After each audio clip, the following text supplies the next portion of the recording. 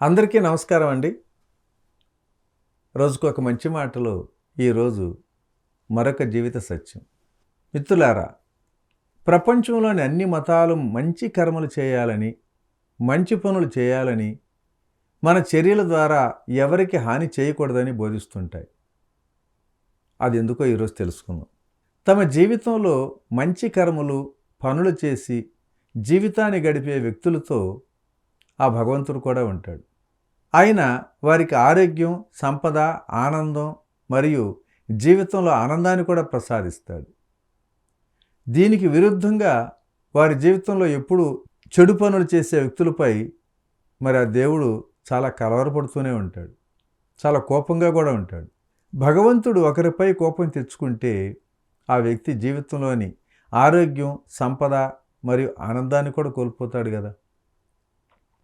మహాభారత యుద్ధం ముగింపులో శ్రీకృష్ణుడి శాపం పొందిన అశ్వత్థామ కథ కూడా ఇలాగే కొనసాగుతుంది.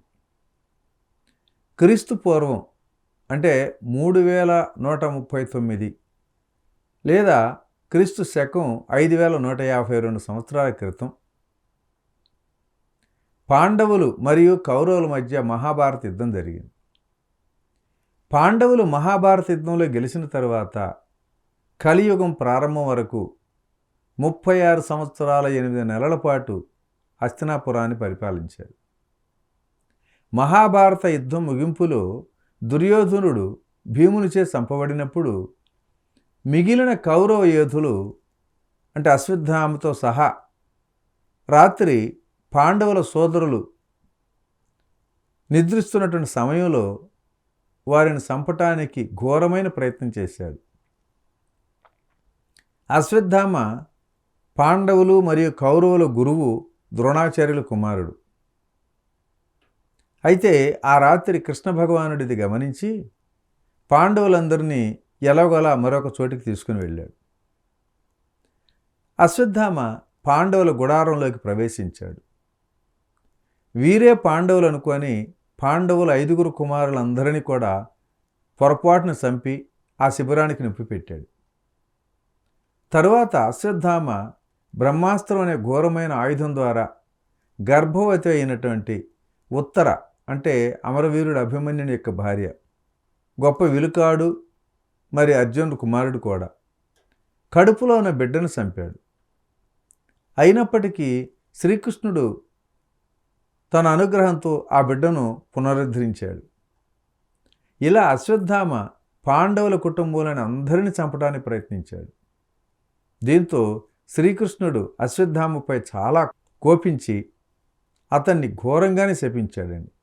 శ్రీకృష్ణుడు అశ్వత్థామని ఇలా శపించాడు. ఏమన్నాడంటే, ఓ అశ్వత్థామ, నీవు ప్రజలందరి పాపభారాన్ని నీ భుజాలపై మోస్తూ కలియుగాంతం వరకు ఎలాంటి ప్రేమ మర్యాదలు పొందకుండా ప్రేతాత్మలా ఒంటరిగా తిరుగుతావు.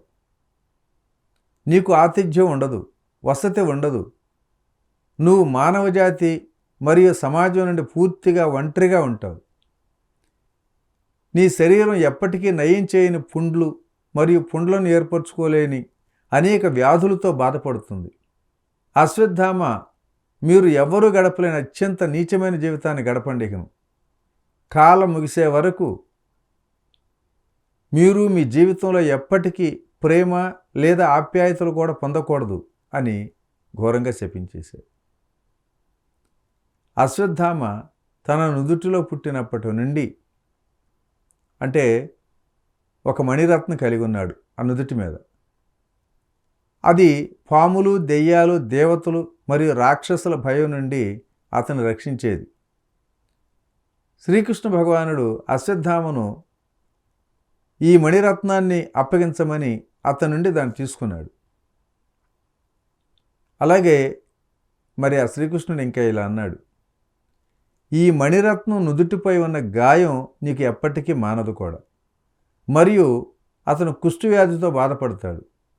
అలాగే అతని నుదుటిలో గాయం ఎల్లప్పుడూ రక్తం మరియు చీము కారుతూనే ఉంటుంది. తద్వారా దుర్వాసన కూడా వస్తుంది. ఇదే కలియుగ ముగింపు. ఈ విధంగా అశ్వత్థామ ప్రతి క్షణం మరణం కోసం వెతుకుతూ ఉంటాడు. అయినప్పటికీ అతను ఎప్పటికీ చనిపోడు. కలియుగ ముగింపులో అశ్వత్థామ విష్ణువు యొక్క 10వ అవతారమైన కల్కి దేవుడిని కలుస్తాడు.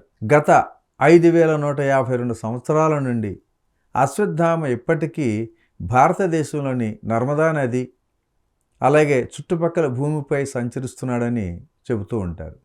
మహాకాలుడు అంటే శివుడు అతని శాపం నుండి మాత్రం విముక్తి చేయగలడు. కాబట్టి ఇతను ఇప్పటికీ ప్రతిరోజు ఉదయం నర్మదా నదికి సమీపంలోని ఒక దేవాలయంలో ఉన్నటువంటి ఆ శివలింగాన్ని సందర్శించి గుడిలో ఒక గులాబీ పువ్వును ఉంచుతాడని చెబుతుంటారు. కాబట్టి మిత్రులారా, పై కథ నుండి మనం నేర్చుకోవాల్సింది ఏమిటంటే మనం ఎవరికి ఎటువంటి హాని చేయకూడదని స్పష్టంగా తెలుస్తుంది. అవునా? ఓకే ఫ్రెండ్స్, మరి ఈరోజు ఈ మంచి మాట నిద్రతో ముగించుకుందాం.